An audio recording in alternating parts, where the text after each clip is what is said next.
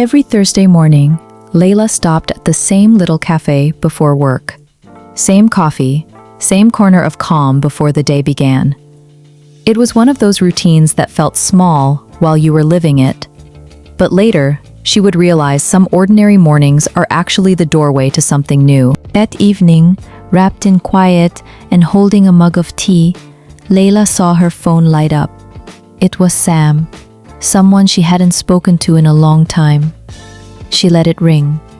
Not because she was angry, just because life had moved on, and sometimes we don't know what to do when the past suddenly calls us by name. The next day, sitting in the cafe again, Leila found herself looking through old photos. She smiled at some, outgrew others, and that was the strange thing about memories. They don't just remind you of who was with you, they remind you of who you were and how much you've changed since then. That night, she looked at her phone for a long moment, then picked it up. Not every door from the past should be reopened, but some deserve a gentler look. Growth isn't always about moving on. Sometimes it's about being strong enough to return, honestly, calmly, and as the person you've become. Before calling back, Leila did something simple. She made space, she slowed down, she ate properly, read a little, walked, breathed. She remembered that good decisions are easier to make when you're not rushing from old emotion. Sometimes clarity doesn't arrive when you're panicking. It arrives when you finally feel peaceful enough to hear yourself think. When Leila and Sam finally met, it wasn't dramatic. Just coffee, conversation, and honesty. No performance. No pretending nothing had changed. And maybe that was why it felt so easy.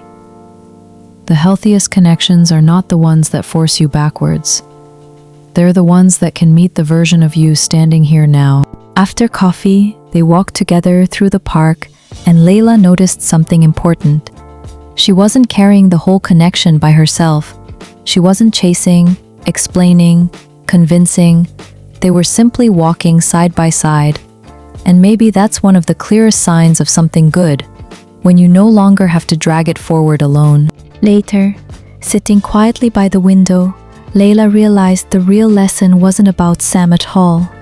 It was this: not everything from the past is there to pull you backwards. Sometimes it returns to show you how far you've come.